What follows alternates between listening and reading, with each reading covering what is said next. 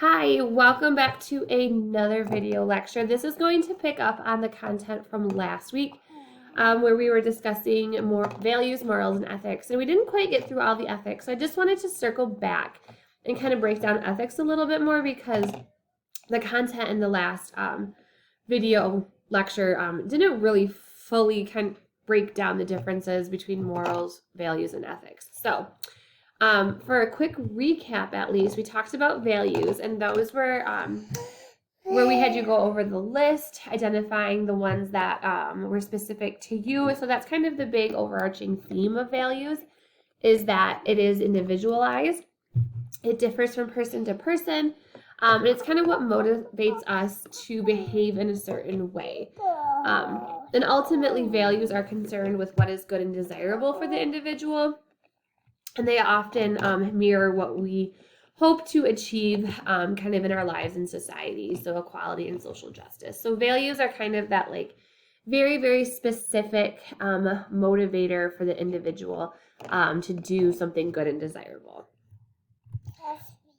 This is Ivy also is joining us because she decided that she is not taking naps anymore. So hopefully she can, make it through our whole video. Okay. So now we have morals, which was still a very individualized internal type thing, but it's driven kind of by making a distinction what is good and what is bad. And having a sense of morality and that like knowledge of good and bad is what separates humans from animals. And they define how things should work according to one's values. Obviously, things sometimes don't always line up. There's moral dilemmas, which we talked about, where a moral and a value conflict, and you kind of have to try to navigate that. There was the example of if a woman's mother was dying and they couldn't afford the medication to save her life, but she had access to it at work where she could get it if she stole it. And so the conflicting value of like honesty might conflict with a belief of she needs to help her mother, and those two things then being at tension with each other. So we're kind of broadening it more from values down to morals. There's Princess Peach. So now that brings us to ethics.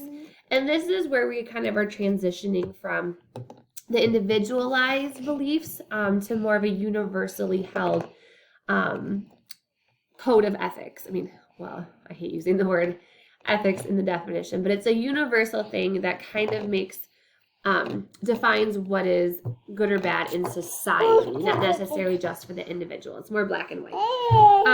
It's considered to be constraining, and all that means is it's meant to protect and prevent harm from others. So although we have freedom to do what we want, having a code of ethics and guidelines does kind of constrain us from doing negative or bad behavior. Ethics forces us to ask what is the correct or right or wrong action in a situation.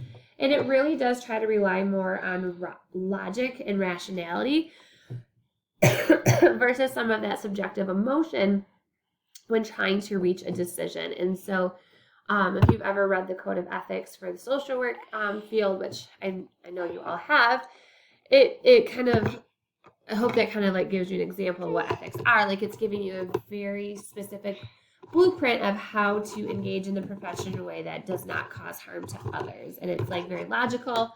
Now, it is interesting if you read the code, there's usually a caveat on most of the different standards of like, well, if you decide it is appropriate to have a dual relationship or to give gifts, it then falls on the social worker to assume responsibility. So like it's not an absolute, even though it is an absolute, because it gives you this like, oh, but if you really think it's important, so it does kind of introduce some of that gray, which is annoying. But it overall is intended to give a very black and white approach to the field. So kind of breaking down ethics a little bit. What are some examples of ethics?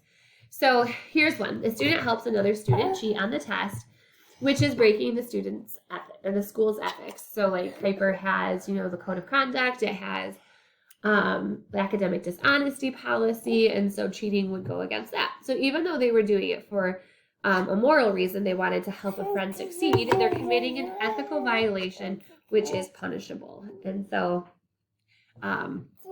that's kind of the distinction there. I really like this Second one, where defense lawyers are ethically bound to defend their clients to the best of their ability, even if they're morally opposed to their client's crimes. And so you often see that with defense lawyers where they, have to defend somebody, like they're court appointed and they get assigned to defend someone who was an active shooter and murdered a bunch of people.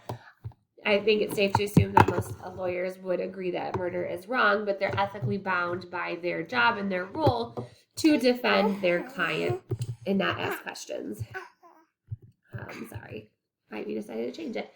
Okay, and then the last ones are doctors are held to a strict code of ethics when they swear to the Hippocratic Oath. They're bound to do no harm and can be held accountable if they do cause harm to their patients. If you've ever watched Grey's Anatomy, there's so many ethical dilemmas and moral questionings that go on during that show in regards to the do no harm rule. Obviously, it's manufactured for drama for a TV show, but that's a really good example of where ethics and morals and moral judgment can kind of conflict with each other. So why do these even matter? It just helps define who we are as a society. Without them, it kind of would fall into chaos and anarchy. Societies function with some black and white rules and norms, what is right and what is wrong. So it just creates the norms of behavior that everybody should follow. Like I said earlier, society could fall into chaos if we accept that each of us could pick and choose what the right thing is to do. An ethical person must be willing, at least sometimes, to place the interests of others ahead of self-interest because of our responsible to a civil society. And so if you're thinking about the social work profession in general, you might have this desire to, if you're working with a client who is being abused, or the children are being abused, and takes everything in you to want to go and just off this guy, or female, because of what they're doing, we know that that's not the proper way to help and serve the client. We have to help in an ethical manner that does not involve murder and retaliation. I just really liked this quote, so I'm just going to throw that out there. The ethics are nothing but reverence for life, and really that's what it kind of is. Ethics are upholding that humans have dignity and worth. That aligns really well with the Reformed worldview as well, that all individuals are created in the image of God.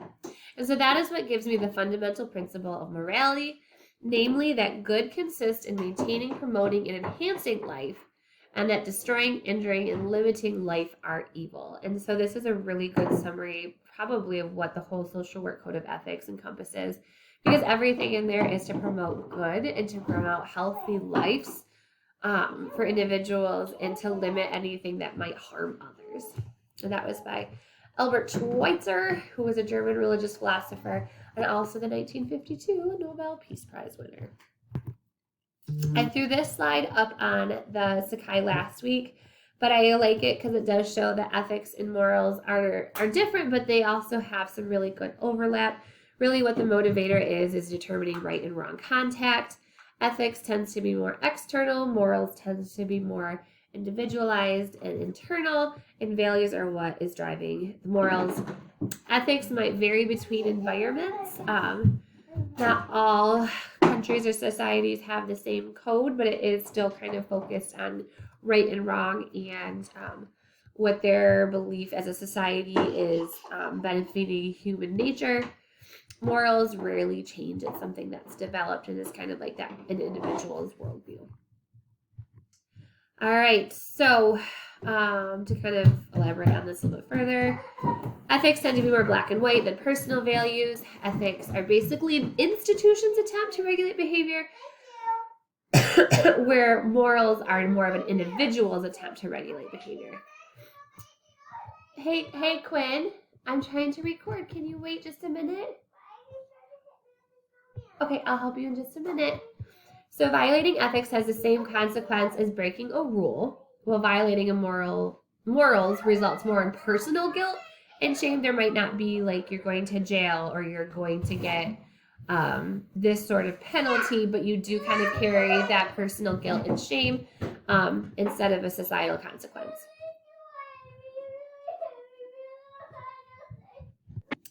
And finally, ethical dilemmas occur when an institutional set of ethics, so whether it's like your place of employment, your profession, conflicts with one's personal moral code. And so I think this one is often present, especially when you have something that's conflicting maybe with some like religious beliefs that have defined your morals, and that doesn't necessarily align with your agency in, or even just society in general's view.